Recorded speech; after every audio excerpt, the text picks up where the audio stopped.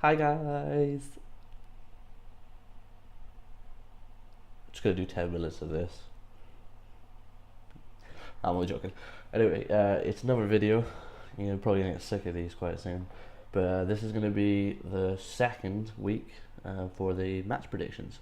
Now, a lot of stick last week from a few guys. Fuck you guys, fuck you.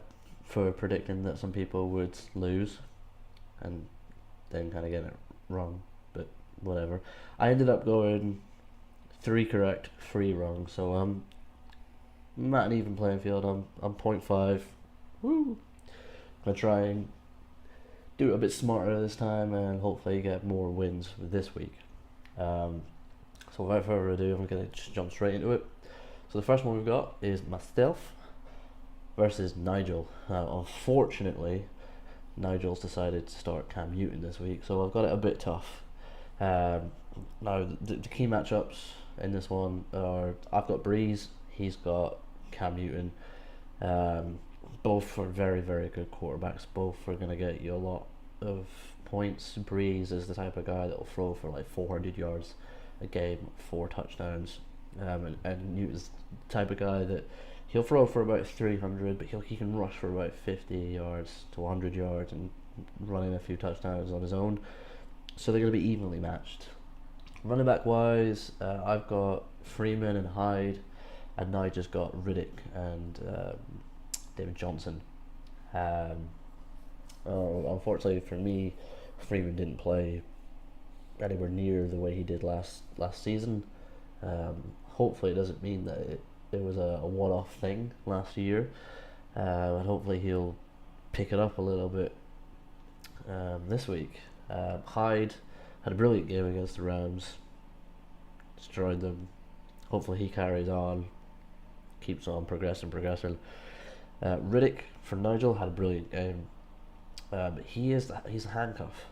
So what Riddick are we going to see on a weekly basis? And then David Johnson, brilliant running back. It's sort of hard to peg those matchups. I think Johnson and Hyde are the two sort of that will get points, and Riddick, if he gets the carries, absolutely will get them. And Freeman, who knows? Receiver wise, I've got Des Bryant, Demaryius Thomas, and Willie Snead. All three of them can grab points. Snead showed that, hauling in a couple of touchdowns. Thomas, he's got Simeon throwing to him. Hopefully they can start to gel and get some points rolling. And then Bryant, who had points taken away from him last week, struggling a little bit with the rookie Dak Prescott. But again, the same thing with Thomas. I'm hoping that chemistry rolls through and they start making points, because those are guys that can make elite numbers receiver wise. Nigel, on the other hand, he's got Deshaun Jackson, Jeremy Maclin, and Eric Decker. Decker, obviously, he'll get points. Maclin, he went out with a concussion last week, I'm sure. Probably fine. But that guy's always got concussions or migraines, something like that. And then Djax, I mean, he's the speed guy, but I mean, Kirk Cousins couldn't throw a touchdown to him last week, couldn't throw a touchdown to anyone. They're the type of receivers, like, except for Decker. Decker usually always shows up every week, but Maclin and Jackson, the type of receivers that will have great weeks and then bad weeks, and I don't know. I'm not gonna say what like points each team's gonna get, but I do think that the winner of this one will be me, without trying to sound biased at all. Anyway, we'll move on to the next one. Phil versus Chris. Chris has won that one. I'm joking. Fuck you, Phil. So with the matchups for this one, Phil's got Matthew Stafford up against Chris's Eli Manning. They're both sort of like on the cusp of being like really elite. Matthew Stafford showed last week that even without Megatron, he can still find receivers and still throw up the numbers that he was before. Eli Manning, I mean, he's the guy with 2 Super Bowl rings, and you kind of figure why, how, but he does. He's hot and cold though, and they're up against the Saints though, and like Ronan was saying, the Saints defense is terrible. So Manning could possibly have a very good game. Running back wise, Chris has got Rashard Matthews and Adrian Peterson. Peterson last week didn't really get anything going. Whether or not that is his old age showing, who knows? And Matthews surprisingly didn't get much going. You kind of would have expected with a rookie quarterback, they would have fed the ball to him a lot. Didn't seem to be the case though. Phil, on the other hand, could rack up a lot of points running back wise. As we saw the blockbuster trade, he ended up getting Lamar Miller. Now Lamar Miller in week 1 led all running backs in carries. He had 28 carries, which is insane considering most running backs got about 10 to 15 a game. And he's also got Langford for the Bears, who there's only one other running back that got to carry the ball in that game other than Langford. He's the clear-cut starter, and if they keep on feeding him the rock, he's bound to get yards, bound to get a touchdown. They used him on 3rd downs and everything in that game last week. So I think Phil's going to win the running back battle there. And then we move on to the receivers, where Phil has Michael Crabtree, he's got Laundry, and don't know who his other receiver is going to be yet, whether Watkins is healthy or if he's going to go out elsewhere. Crabtree, great game last week, ended up winning the game with that 2-point conversion catch. Laundry is going to be the guy who just takes everything out of slots. He's got the speed. He'll either get you the yardage or the scores. It's going to happen.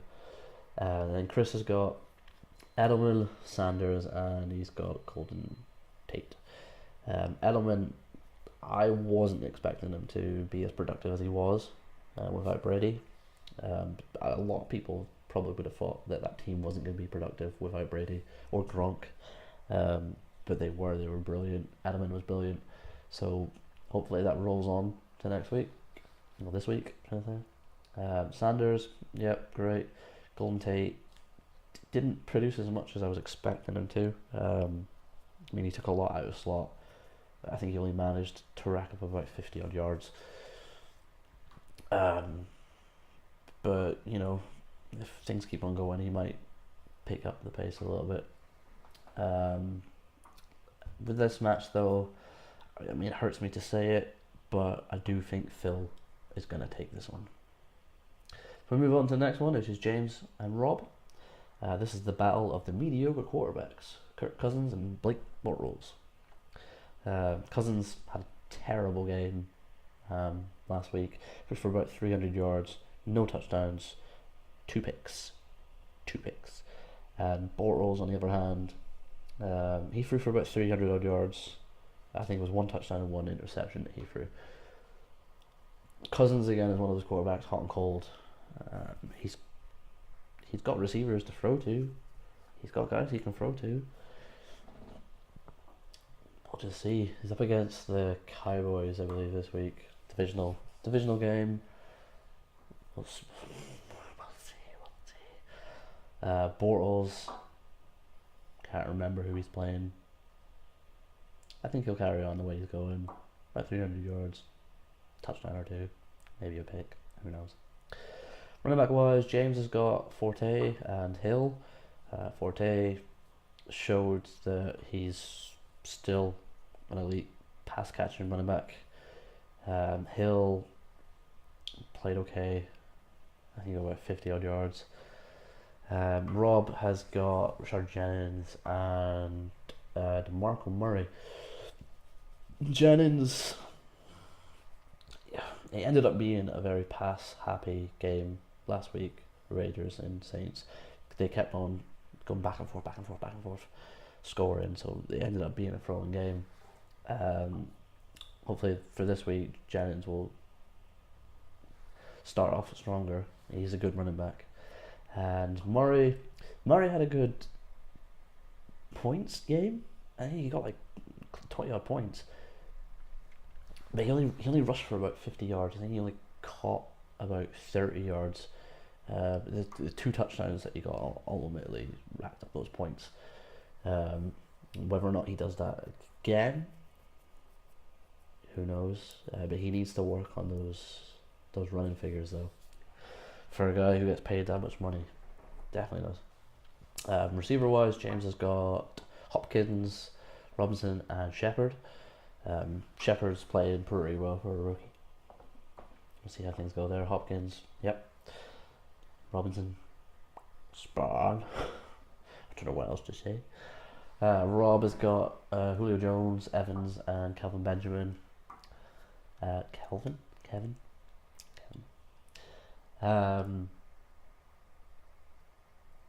He had Benjamin on his bench last week, which was the biggest mistake that he made. Should have played him. He's basically come back from his injury and shown that he's a brilliant receiver. Evans as well, Winston's favourite target. Julio Jones didn't produce as well as expected. And he has an injury at the moment, so that's one that Rob's going to have to keep looking into and make a change if needed. But the way I'm looking at this is, I do think that Rob has got the better receivers. If Murray keep on scoring, I think he's got the better running backs. I think Bortles will outplay Kirk Cousins, so I'm going to give this one to Rob. Next one, we've got Nick Harris against Ronan. So Nick has got Aaron Rodgers. What more do I say about that? Guy's going to play. Always does. Ronan's got Alex Smith.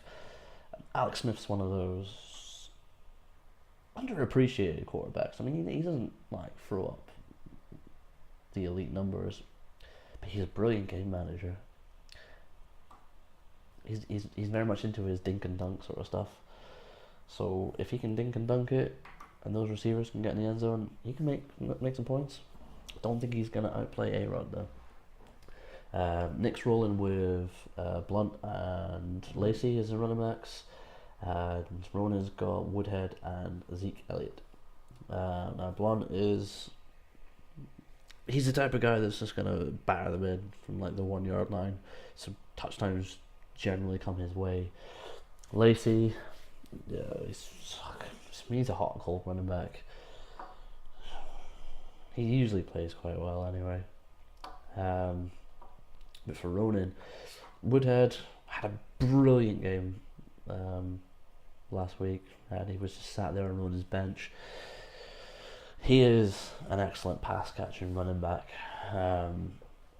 Hopefully he sees just as much production this week. Obviously, Melvin Gordon played well enough to obviously be the feature running back.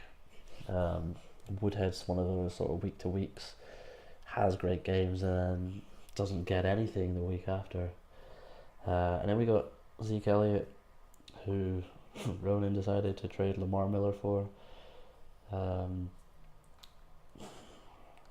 He was a beast in college. He's played alright for the preseason. He played okay last week. I don't know.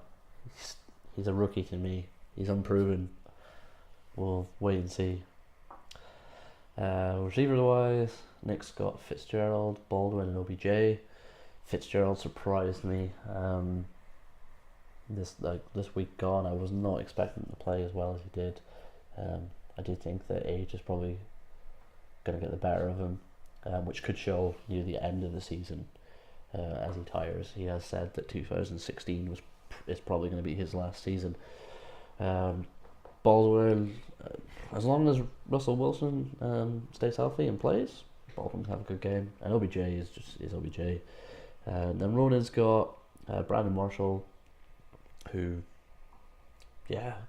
Marshall big tall receiver, gets up there. Kevin White, who is still an unproven receiver. And then I'm gonna. Rona's only got the two receivers in at the moment. I'm gonna assume he's gonna be using Travis Benjamin, Chargers. He's probably gonna be like one of the main go-to guys now that Keenan Allen's out. With this match though, I do think that Ronan's playing too many sort of unproven or hot and cold players. So I'm going to play the odds. I'm going to play the safe bet and say that Nick takes this one. So then we move on to Nick Pierce against Craig. So quarterback battle is Nick's got Andrew Luck and Craig has got Big Ben. Both top 10 quarterbacks, both top 10 fantasy quarterbacks, both are going to get points. Luck came back from his shoulder surgery, I think it was. And yeah, he played well. He played really well last week. And you can see that continuing. Running back wise, Nick's got Ingram and Gore. And Gore didn't play very well. He's old. He's lost a lot of the juice. Ingram, on the other hand, played well enough. The problem is the Saints love to throw the ball, so will Ingram be as good? Maybe. Craig, on the other hand, he's got Doug Martin and Todd Gurley. Todd Gurley got absolutely shut down by the 49ers. He's up against the Seahawks this week, who will probably do the same thing and attempt to shut him down. He also did not participate in practice. Whether or not, I've not looked into it properly, whether or not he's hurt and won't play, I don't know, but it's something to keep an eye on, Craig. Doug Martin, he's the muscle hamster. He's going to make points. Yeah. We'll move on to the receivers. Pierce has got AJ Green, he's got Floyd, Alshon Jeffrey against Craig, who's got Brandon Cooks, Moncrief and Cobb. AJ's going to get you points. Floyd's going to get you points. Jeffrey should probably get you points. He is the second receiver. He's still young, he's still kind of unproven, but he plays well. Cooks for Craig last week played brilliantly. He's got that speed. He's going to get over the top. Moncrief, he's an athlete. He's going to... I want to say he's going to have good weeks every single week, but I'm not too sure. And Cobb, he was the top receiver for Green Bay last week. Probably continue that this week, maybe. This was the hardest one to choose a winner. I think this is probably going to be the closest game. And I made the mistake last week saying that Craig was going to win because of the fact that he had Gurley and Martin and they didn't produce. So I'm going to say they don't produce again. I'm going to go with Nick Pierce. I think it's going to be the closest game though. And let's go on to the last game. This is a long video. The last game, Steve versus Matty. Matty absolutely tore it up this week on 140 odd points. Insane. So let's look at the matchups real quick. So Steve's got Russell Wilson against Carr. Wilson has the ankle injury at the moment, so whether he's going to play, don't know. And Carr played brilliantly for the Raiders. That 2-point conversion at the end to Crabtree was amazing. He's a brilliant young quarterback, and I don't see him regressing anytime soon.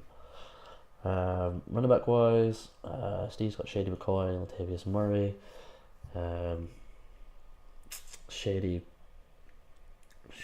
played okay. He got really lucky getting a score near the end. I think it was near the end. He just got lucky getting a score, to be honest. Didn't rush very well. I'm sure his score was a passing touchdown, well, catching touchdown. Latavius Murray, I can't remember how he played. Maybe okay, maybe not. I don't know. I forgot. And Matty's got D'Angelo Williams, who he's gonna ball while Le'Veon Bell's out, and he's got CJ Anderson, he is a workhorse, so he's gonna get points. Receiver wise, Steve's got Jordan Nelson, Antonio Brown, and Matthews. Matthews was by far he was the go-to guy. I think he got 14 targets, and he only got 7 of them, got half of them, but 14 targets is brilliant.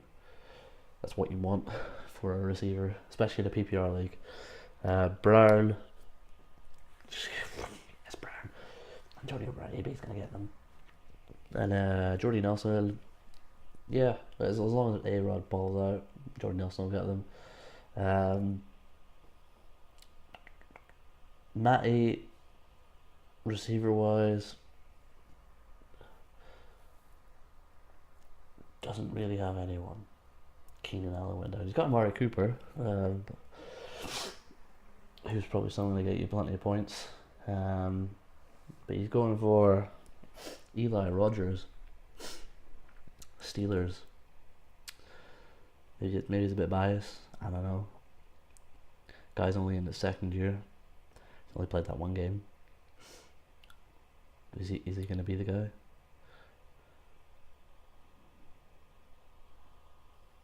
Maybe. Marcus Wheaton's out, isn't he? Maybe Rogers will do well. I don't know. I'm tired. I'm gonna say though, especially if Gronk comes back, I think Matty will take this one. We'll go with Matty. Yeah. So if you've ended up watching all 23 minutes of this video, I congratulate you. I didn't want it to be this long. I'm making it even longer by talking.